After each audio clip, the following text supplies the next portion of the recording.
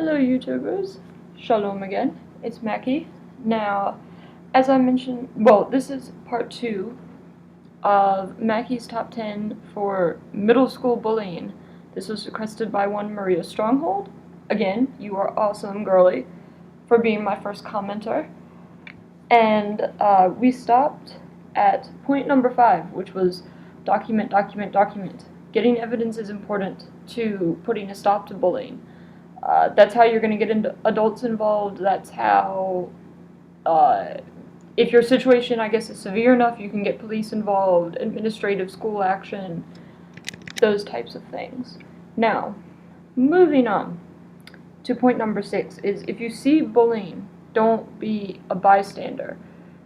You, as a witness, are the, strongest form of evidence. The reason why is because you're not the bullied and you're not the bullier. So a teacher or adult is going to be more likely to believe your side of the story than either of the other two. Simply because, you weren't involved directly in the bullying. But, if you see something happening, say something. That's like standing by and watching a person get beat up and not calling the cops. You know what I mean? It's common sense. I feel like a lot of people don't do this because of fear, or they may be afraid that the person may start bullying them. But you give information anonymously if you have to. A school administrator is not going to give up your name. If you specifically state that you don't want them to disclose a name, even when I was bullied, I wouldn't say their names just because I'm 20 years old, it was a long time ago. It's stupid. I don't want to start crap, but do what you gotta do. Don't stand by and do nothing. Honestly, that's the worst thing you can do, and I feel like that is why a lot of bullying goes under the radar, is because people don't speak up who are witnesses to it. Or to anything, as a matter of fact, whether it's, other crimes or other not so nice things. Now, moving on, point number 7. This is more for, not for, well, I guess, quote-unquote bullies, but this is more just to stop issues from being begun. Number 7, try to be aware of the point when a joke goes too far. This is when a joke goes too far. This is typically how bullying starts, friendships get broken up, people start nagging and picking at each other and being pissy at each other. Just try to read the body language of your friend or the individual who you're speaking to. Try to be aware if they're emotionally sensitive. I know I am a lot of times. If you ask my boyfriend Zach, he'll tell you I cry a lot, too much, whatever. But there's some things that people do take seriously. For example, me personally, I'm bisexual. If someone says the word faggot in front of me and isn't British and using it to refer to cigarettes, I will go off. I don't give a shit if you're 3 times bigger than me, black, white, Asian, Mexican, 6'5", 4'10", fat, thin. I will be on you like a fucking spider monkey. Alright, every single individual person has something that will set them off. Try to be aware of what that is. Make sure you know how to joke properly. Use sarcasm properly. Just be wary. And and then for those of you on the other side, if someone is doing this and you feel they're not aware, politely tell them.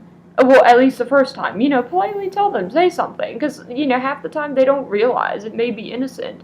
Just, you don't want it to lead to other problems. Point blank simple. Moving on, point number 8. Know that you are worth being here. Honestly, I wanted to make this point, just don't let just a stupid individual or individuals get you in a mental state to the point where you're not okay. every single person on this earth is worth being here. You have a purpose. Know that. And if that's starting to get hard to believe, if I can't convince you of this, I know I don't know you. If you're watching this, I may not. But if I can't convince you, just there are other people who can. You have people around you who love you. Honestly, just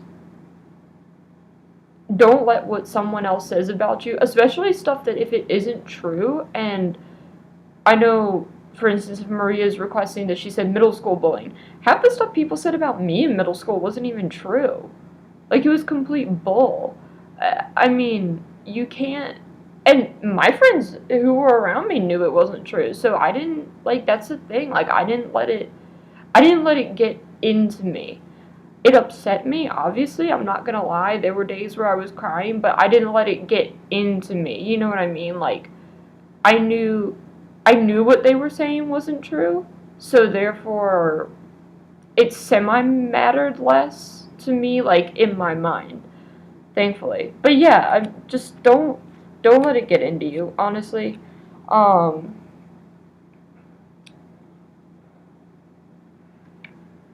And then point number 9, moving on, which is, and this is sort of a random point, but it may also work, is distract yourself.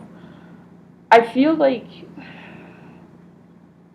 survey says 3 out of 5 children in middle and high school feel unsafe Monday through Friday, the minute they walk through that door until the minute they walk out.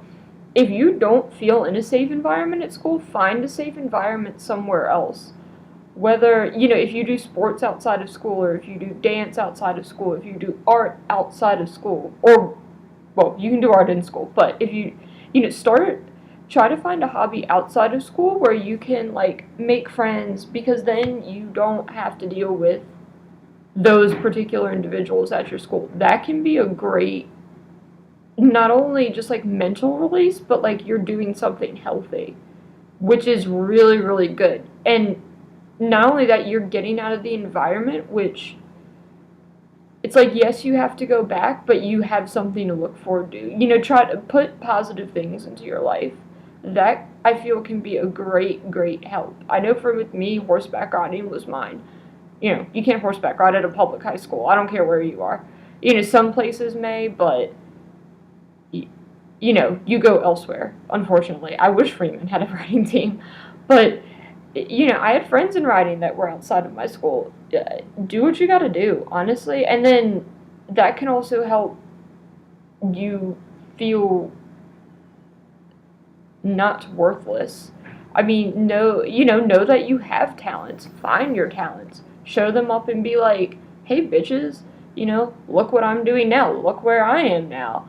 I got famous for doing this, that, the other, for singing, because I can, if you can sing your ass off, sing. If you want to do karate, do karate. Do whatever the hell you want to do. Honestly, there's so many things you can look into. And we are going on 9 minutes, so I'm going to make a really, really, really quick part 3. It'll probably be 2 minutes or less. Just because this last point I really, really want to elaborate on, and I also want to give time to give you all the numbers. So there will be a quick video coming up after this. It won't be a full part 3 like my college video, but just to finish out the last point number 10. And so that is it for this video. Keep an eye out for part 3. Peace.